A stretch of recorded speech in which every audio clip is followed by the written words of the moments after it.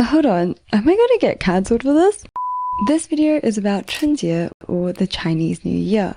Oh my gosh, why isn't Aini saying Lunar New Year? Okay, hear me out. Some of us might not even be aware of the controversy, so for everyone who has the pitchforks out, please hold on to them for a second and let me give some context for everyone else here. For the last couple of years, there has been a fierce debate going on over whether we should wish someone a happy Lunar New Year or a happy Chinese New Year. In the past, people have mainly referred to the celebration at this time of year as the Chinese New Year, but in the last decade or so, there was a conscious shift to be more inclusive of the various East Asian and Southeast Asian cultures that also celebrate the New Year, so the term Lunar New Year appeared. Since Lunar New Year seems to be the more accepted term now, why did I title this video as the Chinese New Year? Well, it's not to exclude anyone. This is because the video is literally a deep dive on how New Year is celebrated in China. The New Year's is China's biggest holiday, and there's so much rich culture and history and folklore and superstitions to get into, which I'm really excited for. But I also had a feeling people would make assumptions just from the title, so I had to get this clarification out there first. Towards the end of the video, we will come back to this naming controversy, and I'll lay out both sides of this debate, because yes, there is more to cover, so you can come to your own conclusion. Please remember to be respectful. The New Year festivities at this time is celebrated by over 2 billion people across many different cultures. Today we'll be looking at its traditions and historical roots in China.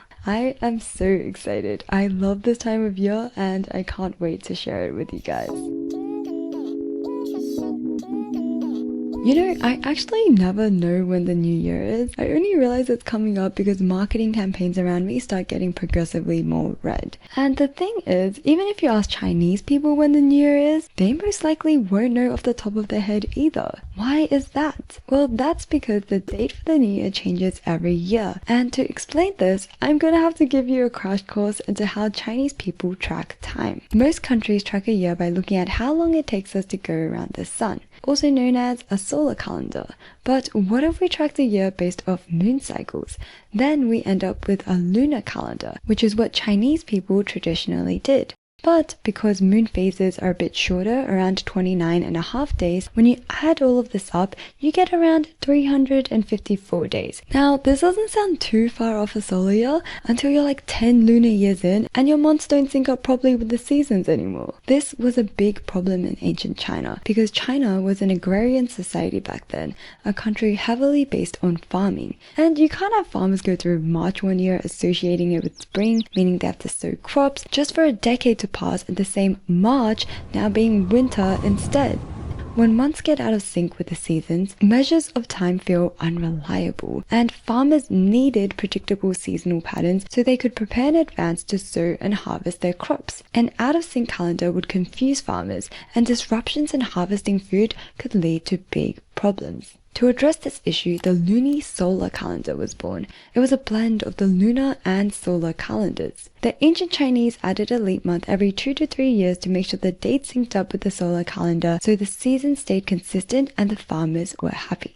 Nowadays, Chinese people follow the Gregorian calendar, the solar calendar most of us all use for their daily life. But most traditional festivals like the New Year is based off the luni-solar calendar, which is why the exact New Year day shifts every year when converted to the Gregorian calendar. Another unique thing ancient Chinese people did was viewing years in 60-year cycles. So every 60 years, the years would repeat themselves again, as opposed to the years stretching on infinitely like how it's seen in the West. More specifically, the 60-year cycle was broken down into 5 12-year cycles. Now some of you might see where this is going, because New Year is associated with 12 zodiac animals, or 生肖in Chinese, and they are the rat, ox, tiger, rabbit, dragon, snake, horse, goat, monkey, rooster, dog, and pig. Each year has its own animal.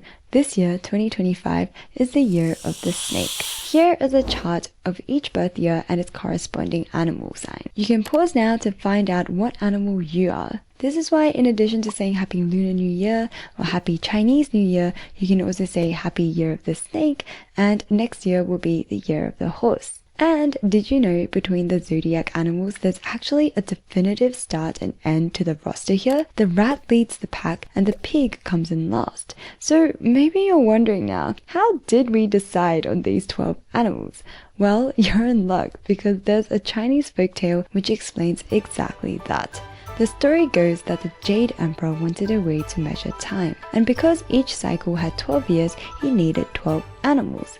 The emperor held a great race where all animals were invited. From here, there's basically an explanation for how each animal ends up in their position, but let me give you the highlights. First, we have the cat, who, spoiler, isn't one of the zodiacs. And that's because the cat was lazy and actually asked its mate, the rat, to wake him up when the race happened. But the rat was a sneaky one, so he agreed and then just never did it. Aside from doing the cat dirty, the rat realized as it was running the race that there was a wide riverbank with currents too strong for it to handle. So the rat talked the next animal, the ox, into carrying him. As soon as the rat and the ox made it close to the heavenly palace, the rat just skedaddled off the ox and reached the emperor first, which is how it came to lead the zodiacs. Then the other story I'll highlight is how the pig came last. Basically, the pig was doing well and then it got hungry, so it took a food break and then it took a little nap afterwards. After the nap, it resumed running the race and made it just in time as the final 12th zodiac. Honestly, goals. That's my type of energy. Regardless, at least the pig made the cut. When the cat woke up, the race was long over, and ever since then, the cat became the rat's enemy. The zodiac animals are here to mark time, but they also guide a lot of superstitious beliefs Chinese people have. For example, you can get your fortune told based off your zodiac, and some parents might even choose to have their child be born in a specific year to get a better zodiac. I'm born in the year of the dragon, or the year 2000, but because of how the lunisolar calendar works, January 2000 is actually still the year of the rabbit. And my mom always says, if only you stayed at my belly for just a few days, you could have been a dragon baby. Well, you know what, Mom? If dragons were so good, maybe they should have beaten the rabbit in the race. Anyways, if you've seen my personality types video, you already know that East Asians love grouping people by labels, and the zodiacs are no exceptions. You can test out friendship and relationship compatibility based off zodiac signs, and specific zodiac animals also have certain traits. Like the rat is known to be a quick thinker, the ox is dependable, the tiger is brave, the rabbit is the best zodiac animal to ever exist, and so on. You can read a lot based off zodiac signs and become fluent in it. But are you fluent in Chinese? That's right, if you're at the stage where you kind of know Chinese or any language you're studying, but you're not fluent, this is going to help you in your language learning journey so much. Talk to Me is an app prioritizing conversation to actually use your target language. If you put me on the spot with a native speaker of a language I'm trying to learn, I might just spontaneously combust in anxiety. But Talk to Me is so comforting because it lets you really practice your conversational skills in a safe space. Talk to Me is powered by a really smart and really nice AI that definitely does not judge me when I get the questions wrong. In fact, I get a lot of helpful guidance on how my response can be better, and I already feel the cogs in my brain turning a lot faster when I think in my target language.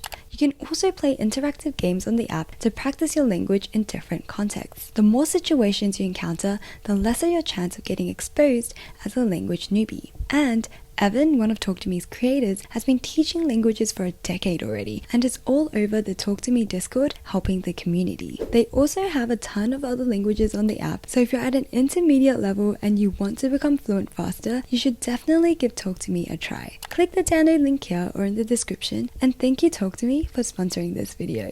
Now that we have a basic understanding of how the years and dates work in the lunisolar calendar and how this applies to the new year, let's finally take a look at how the big day is celebrated. I'm so excited to get into this because it's great fun and there's a ton more superstition coming our way.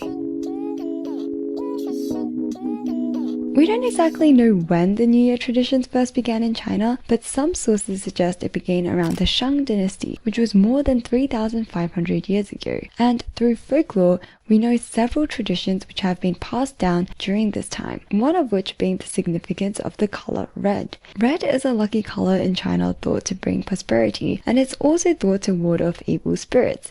A classic folktale highlighting these features as well as providing more context into China's New Year traditions is the myth of Nian. Long story short, Nian was a monster who preyed on humans and livestock every New Year's Eve. So on this day every year, humans would hide far into the mountains to avoid being eaten. Then one year, an old man with silver hair came into the village and said he would protect everyone. But the villagers were like, okay, thanks, but we're still gonna hide anyways, just in case. So they hid away, and when they came back, they found all their livestock was still alive. So they realized the old man truly drove Nian away. The old man told the villagers he used 3 things to scare Nian off. These were items that are red in color, bright lights, and firecrackers. And his wisdom lives on today in how Chinese people put up red couplets, hang up red lanterns, and set off red firecrackers on New Year's Eve. Though that's just part of the prep work Chinese people do to get ready for the new year. Chinese people believe how you start the year is crucial because it can affect your luck for the rest of the year. So there's a lot of significance placed on doing lucky things and also on avoiding unlucky things. Here is a typical schedule for a Chinese family leading up to New Year's Eve. First, in the week prior to the big day, Chinese people will thoroughly sweep their house to get rid of ill fortunes and to make room for good luck. And if you don't live at home, most likely because you're working or studying in a different city, you have to make it home for the New Year's Eve dinner because the whole family is meant to be reunited then. This means in the few days before the New Year's, everyone's in a mad rush to get home. In fact, China's Ministry of Transport estimates for this year's Spring Festival rush, an estimated 9 billion trips will be made in the 40-day period until Feb 22nd. Wild. Once everyone makes it home though, on New Year's Eve, the family comes together and they have a big celebration, which includes plenty of delicious food. And once again, there's a lot of rich meaning and superstitions behind the food that's placed on the table.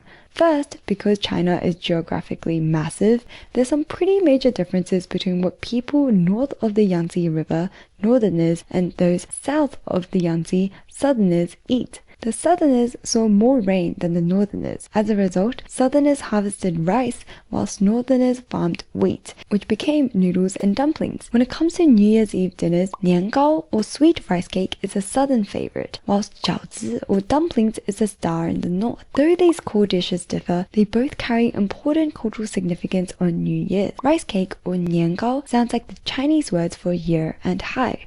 Put together, it sounds like the coming year will get better, making it an auspicious food to eat to end the year. And then with dumpling or jiaozi, the word jiao here means to cross over, and zi refers to a section of time that covers midnight. So by eating jiaozi, you're bidding the old year goodbye and welcoming a new one. Though I do have to warn you guys if you're on the hunt for niangao, one year my family went to buy some and we saw one in the shape of a fish, so we bought it. And when we got home, I was the first one to take a bite out of it. But it turns out the niangao wasn't sweet rice cake, it was soap. Why would they do that? Why would they sell fish-looking soap near New Year's? I don't understand. Soap isn't the worst thing I've ever eaten though. The worst would be wet dog food. Niangao usually don't come in fish shapes, by the way. It was purposely shaped like a fish because who would have guessed? The Chinese word for fish, yu, sounds like surplus. So if you eat fish, it's thought to bring abundance in the coming year, such as more wealth, luck, or resources. Then there are other traditions, like how parents will sometimes hide a coin in dumplings, and whoever gets it is said to have good fortune in the coming year. According to Yuanhai Wang, associate professor at Western Kentucky University, this practice may have inspired early American Chinese to improvise fortune cookies, a treat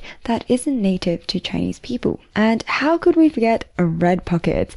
Arguably the best part of Chinese New Year. Inside these red pockets is money, and it's usually given by the married members in the family to unmarried members and kids. Employers can also give red pockets to workers, and neighbors and relatives can also hand out red pockets to kids in the family. Basically, as a kid, New Year's was payday. Unless your parents were like mine, in which case every time I got handed red pocket money, they would say, we'll take care of this for you. And then I never saw my red pocket money again. I've been getting scammed. I legitimately don't think I've ever used my red pocket money ever. But I think my parents have just saved it in my bank account. Then after you enjoy your food and happily accept your red pocket, no matter how big the food coma hits after dinner, you gotta stay awake, at least until midnight. Remember Nian, the monster who comes out on New Year's Eve? Back then, villagers would all huddle together to make sure they made it past the night. And I mean, yeah, Nian is a myth, but we can still see some parallels today. Families will entertain themselves by playing cards, watching TV programs, or just chatting and catching up until midnight hits. that's when China lights up with fireworks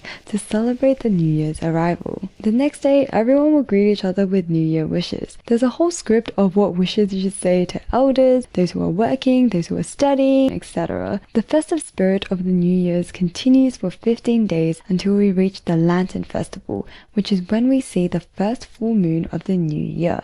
This day is thought to promote peace and forgiveness. On this day, Chinese people eat round rice balls, commonly featuring a sweet black sesame filling, with the round shape of it again symbolizing unity. And guys, this sweet treat is so simple but so delicious. The foodie in me is coming out, but you have to try it if you get the chance. The passing of the Lantern Festival marks the end of the New Year celebrations. The Chinese lunisolar calendar moves into the next solar term, rainwater, indicating that the first rain of the year will be coming as farmers prepare themselves to work in the fields again. I hope this video provided you guys with more context on how the New Year originated and how Chinese people celebrate it. It's a time of great fun and festivities and also holds a lot of rich cultural and historical significance to Chinese people. At the same time, the New Year is also celebrated by many other cultures like Korean and Vietnamese cultures who have their own significant and unique traditions on the day. Though this is when we should all be happy and celebrating,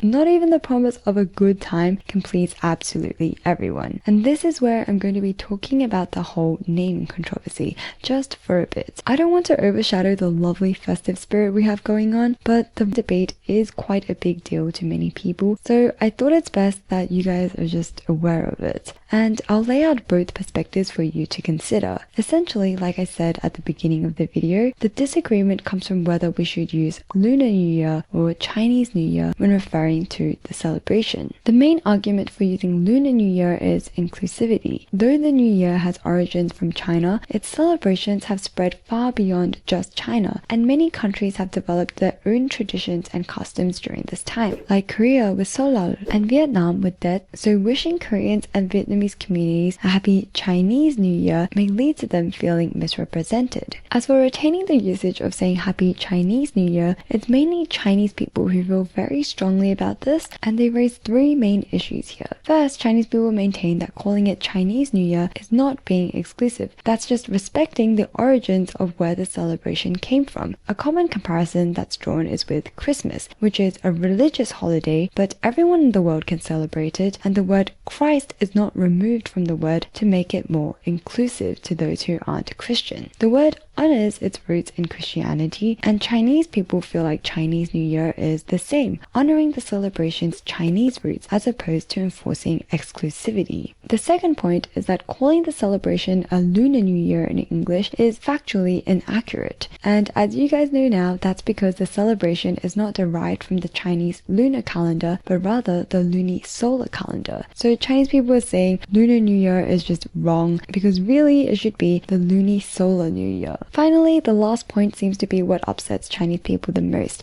and it's that they feel like the erasure of Chinese in the holiday name downplays the significance and history of what the New Year means to China. This point of cultural erasure also comes up on the Lunar New Year side though, with many Vietnamese and Korean people again voicing how their celebrations and traditions on the day have evolved independently of China and is a core and unique part of their own cultural identity. Hence, calling it a Chinese New Year is inaccurate and disrespectful because their traditions are distinct. Amongst all this back and forth within the Asian community, one Chinese netizen remarks, "This whole issue stems from Westerners lumping many different cultural traditions under one singular term, Lunar, for their convenience.